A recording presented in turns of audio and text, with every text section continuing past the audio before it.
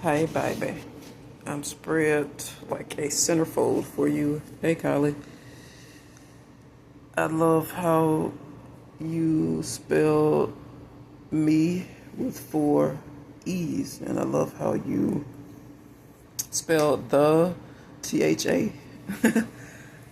Kylie and I are at the annoying stage in our marriage where we find everything that the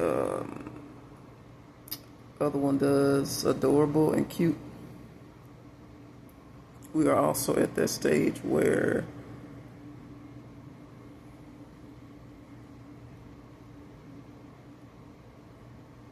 it shifts in moments.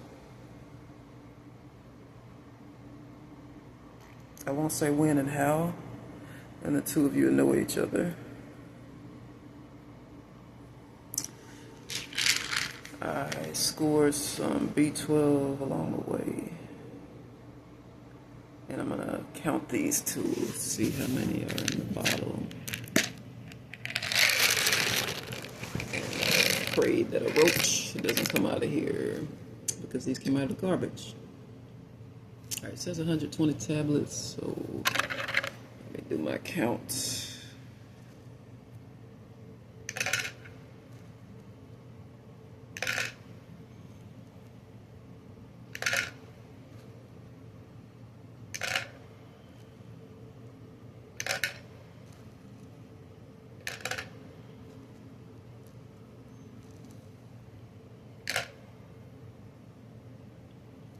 So I could tell these is really B12 by the smell of them, and I can tell by the color.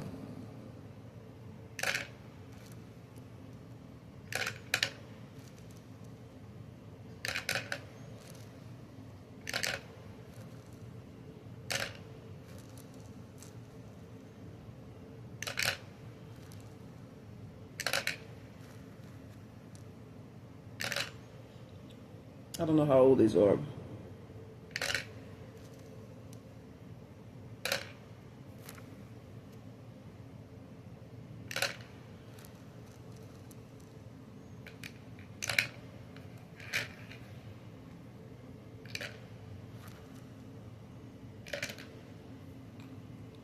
Or how long they've been sitting in the garbage.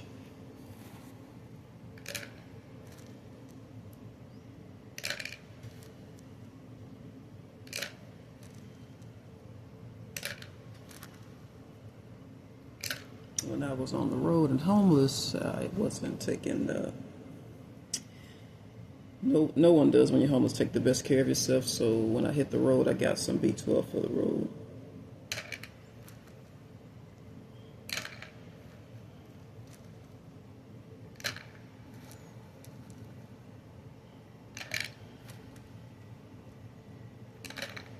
Right, so right now we're at 60. That's already half a bottle.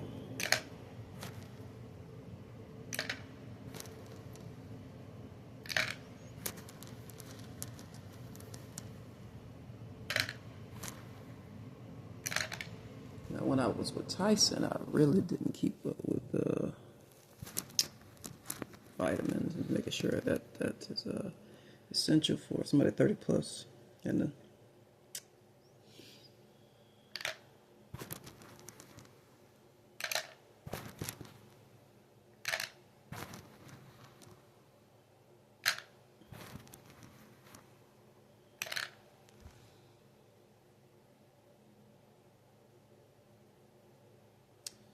judging by the smell of them, they haven't been sitting there too long, but they've been sitting there long enough.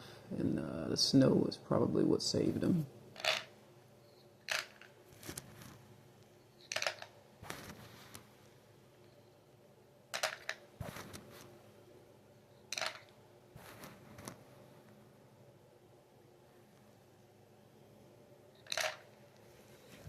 Most people don't like these kind of pills, and based off the condition of the bottle and everything, it's looking like whoever this was. I had some moments like that where I threw away a whole bottle. I tried to make sure it wasn't no kind of foul play.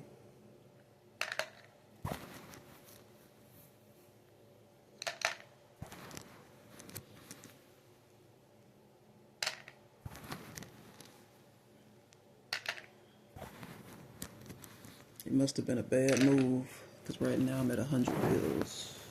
And who would throw away like a...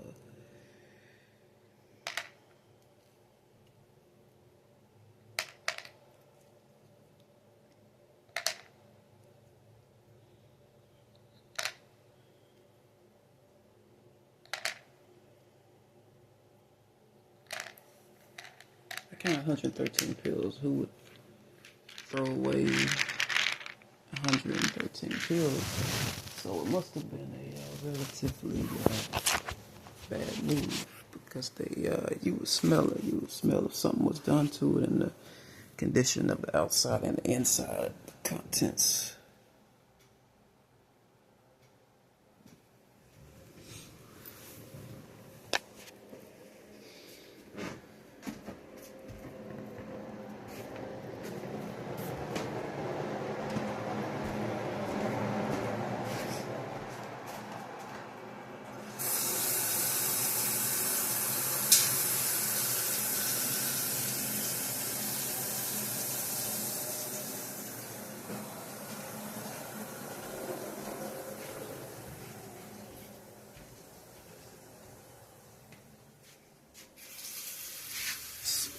Time is not on my side.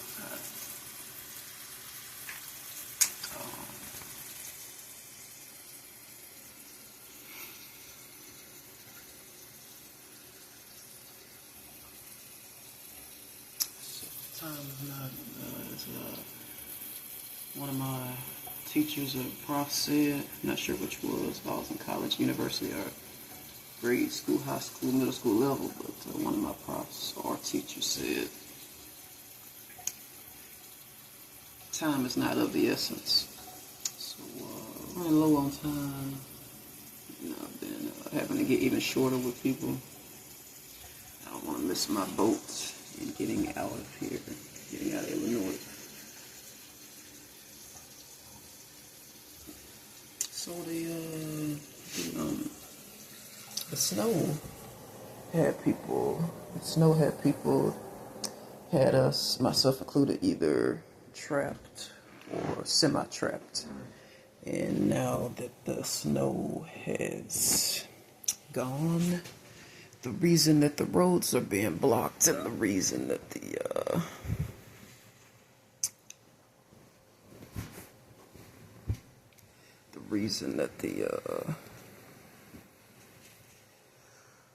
these are working out really well, these new glasses. But the reason that that it's not good to leave them on too long, because they press on my temples, and they're all, it's really not good. I have to stare into this lens, but God will show it to you here. He'll show you how to work every aspect of your life. But anyway, so now that's why I've been having trouble getting through the roads. I've been having trouble sometimes not getting through the roads, having to walk, turn around, come back home. It's because fear and panic has set in with not myself, but some people, not all people who need to enlarge their spiritual growth. And fear not, I am Alpha and Omega, the beginning and the end. Fear not.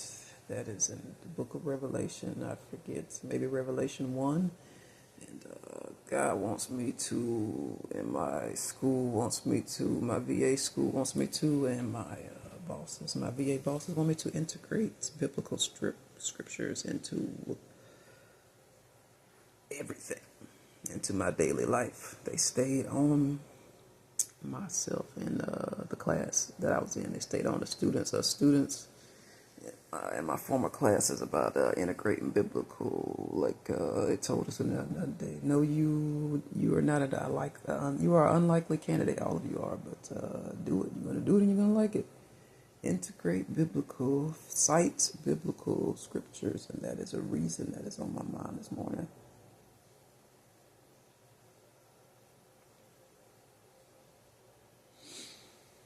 So I do that, and no matter how raw they are, Peter, David, Sarah, all these people were raw. You're not gonna find a perfect Christian. Yeah, baby, that's for you, Kylie. Give her some love. And so there you go, baby. So that's what that big old table's for. They keep giving me at the library. They keep giving me that big table spread out. Oh, she wants the other one. There you go, baby. Yeah. I love you, Kylie. I'm spreading out like a centerfold for you, baby. And I used to call in my old life, call people baby a lot.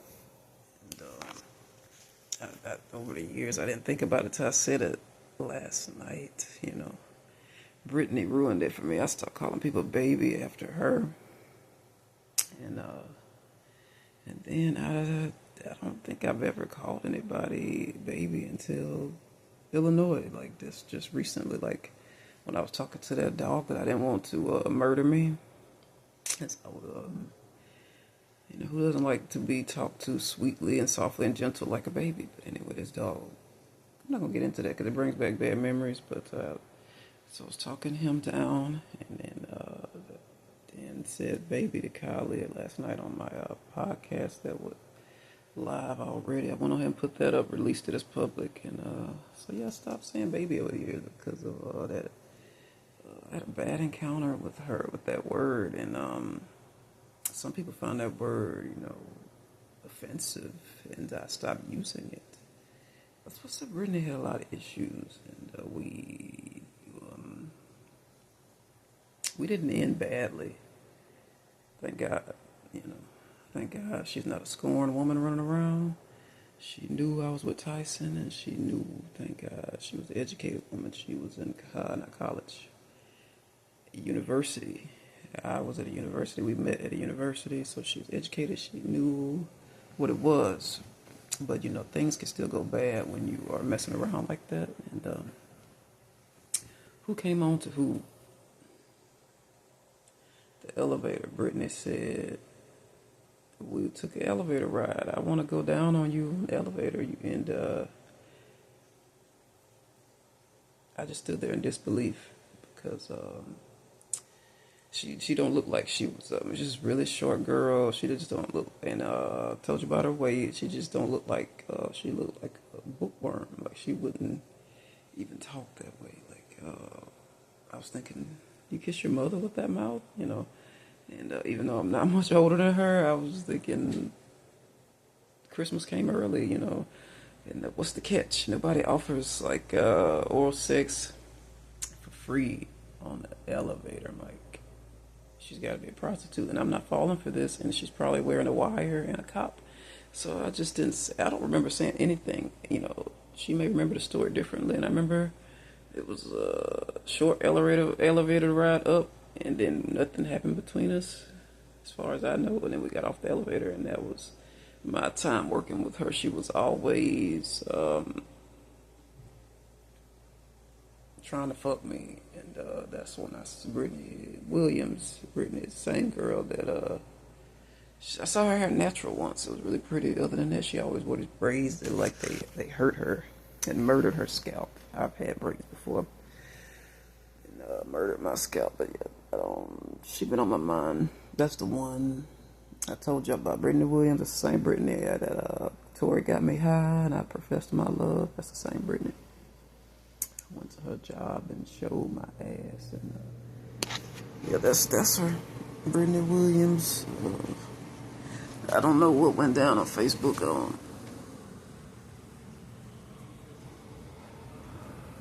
I probably had to unfriend her because Richard, her brother, I met him on a couple occasions, and he was very jealous of me. And so I'm glad that for now I have escaped Brittany and Richard.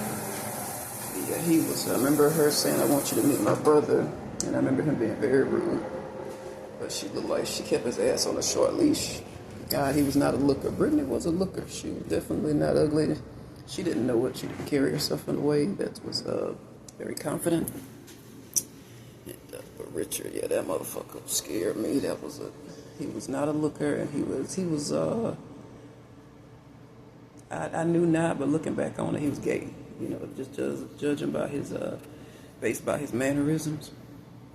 He was a closeted gay guy, and it was doing his sister, and I'm not sure if that was a rape or a consensual. Based off Brittany's behavior, she had all the mannerisms of an abused girl, abused being. So and that may be why she flagged me. I didn't know what flags were at that time. In my 20s, I didn't know what a flag was. I didn't start getting all this training until my 30s. So we all went behind the ears at certain levels of life. I'm not super wet behind the ears now, but I'm still a little lubed up behind the ears. You know, somebody got years on me, knows something I don't know. And, but I'm not as naive as I was when I was 20-something and 30-something, but I'm still somewhat mostly naive, you know, because I don't have years of experience in certain. I hadn't hit 60 and 70 and 80 and 90 yet, so cut me a break. This is the way I wish I could have talked to people my whole life when I would start a new job, start new work on these American gigs, and they would talk to me like I'm I got a little old man soul, little old woman soul, but they're talking to me like I'm supposed to know all this stuff. It's like, shit, you know, like even now. I'm only 43, shit. Get off my jock, I'm only 43. I don't know everything. My mom said that's sexy when somebody can admit they don't know. If you don't know, just tell me you don't know. I'm like, I don't know everything. So, I forgot where we were going with this video. I got professing my love to Brittany. I am not doing that again. And,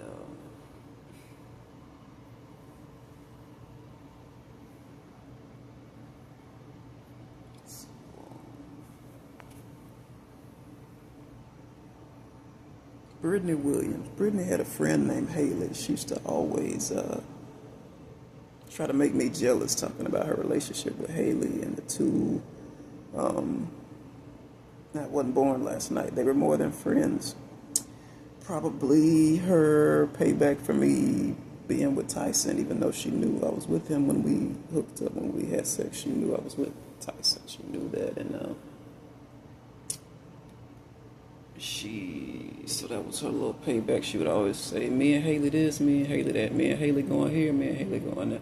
Da da da da da da da da da da da da da da da. And I'm thinking, I'm trying to hold my shit together for her. She has no idea how broken I really am, and I'm not a hypocrite. I'm not trying to act like my life is better than hers. We never opened up to each other about real core issues. I'm surviving Tyson. I'm trying not to get my ass whooped, and she's rambling on about some girl and emotional and trying to make me jealous, and I am fighting for my life. I'm commuting from Mississippi to Alabama for a better life for myself and a better life for my then husband, and she's trying to hurt me and thinking that I want to hurt her, and I was just like, you wanted the sex, not me, and now I'm suffering. I don't want to die. That's how I feel with Salivar. I know it was wrong to take the sex, but I was horny. I have not had sex with Salivar and Wednesday Addams, but that's probably why that memory's hitting me, because they're younger than me, and it ain't too bad. And so then, like I said, Brittany, I'm like, I got a mother that don't want me, that don't love me, and I'm being housed by a woman who's taking advantage of me, who's a stand-in mother, and it was a list of things I wanted to just get off my chest today, but she was rambling on, trying to make me jealous and hurt me. Haley. And, I'm happy for them, Haley gave me a way out. For now, Haley gave me a way out, and some women are that way. They know you. This again, like I said, it's universal for a married guy. It's universal for a married guy trying not to be a shitbag. This is universal.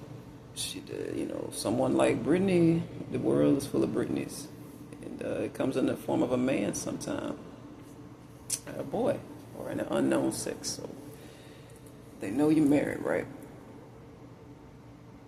Know you're married, and then they keep seducing you, and then eventually they come around you and wearing something naked. They naked. It's another way to put it. And then they keep pressing you for sex.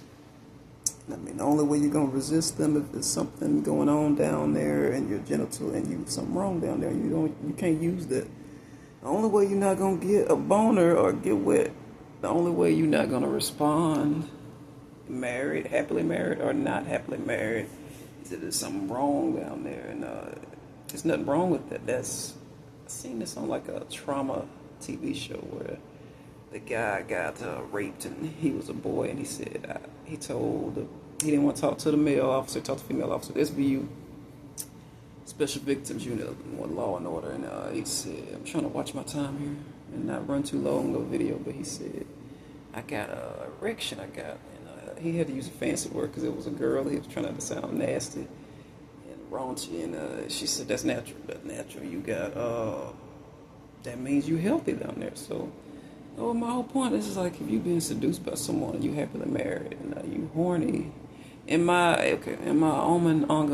omens and my marriage, Kylie and I's marriage, Kylie tells me don't fight it.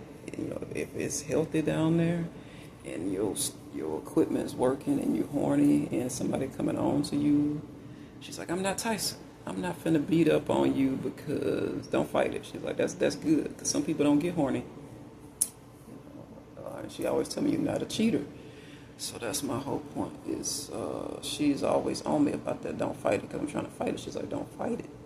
That means that's a good thing. That means you're healthy down there. That means you get urges. Sexual urges is good. That's now some people, what they call that word, sex addicts, they get too horny, and something wrong with them. I'm not strong enough to talk about this one person who I was just recently seeing in that way, and he. So anyway, my whole point. So somebody keep coming on to you, and you're married, and they walk in front of you naked, and they keep making advances, and first you're like this stand-up family guy, and they just that's how I'm comparing this. This is how Brittany was. This is how she was. She stayed on me. She kept doing things to get me horny, get me, I don't know if you could use the word aroused for a woman. She would do things and knew I was aroused, like telling me that shit on the elevator, I want to go down on you. And like, who doesn't want somebody giving when it comes to sex and not selfish? Like, you ain't even talking about your needs, you're talking about mine. And so she stayed on me like that. And I remember telling Tyson not to brag about it, but I didn't know what to do. I was like, what do I do? She's on me hard, and she's like propositioning me. And I remember that's when I told you, he said, well, talk to her about a threesome. That was his solution, like, talk to her. And I told you her response was, he's too tense for me. And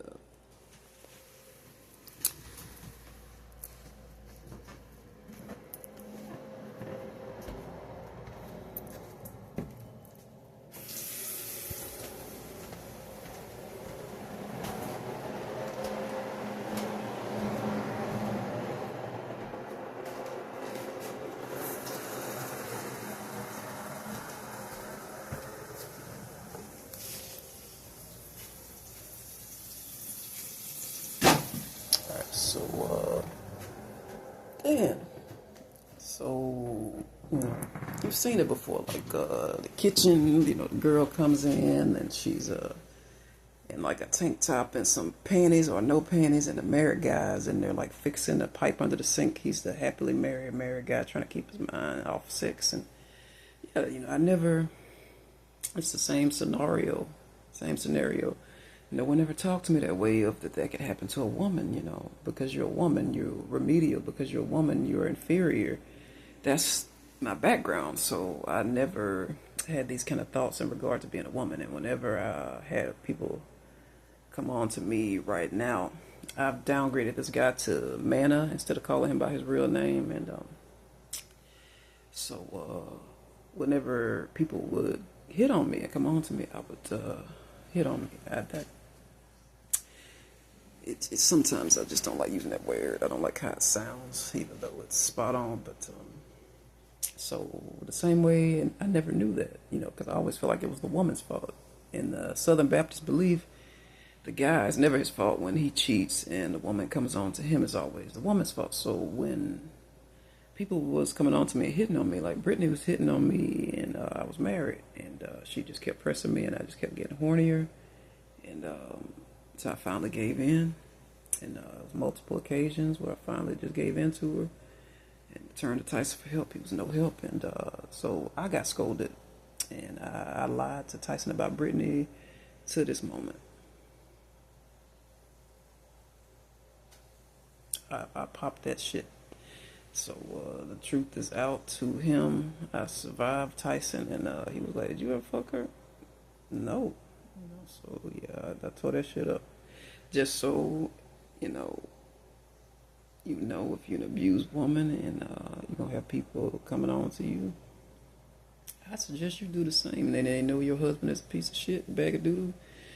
And I'm pretty sure it wasn't all my looks. I'm pretty sure it wasn't all superficial. And, I'm pretty sure that some of it was just she knew how he treated me. So you're going to have some people who just like to stir up drama. And as much as she doesn't want to take responsibility for what happened, I take responsibility for what happened. I was married at the time. But she knows who came on to who. And she, like I said, won't take responsibility for that. I think she liked the drama because I was married, because I was taken, and I'm not sure if she even would have,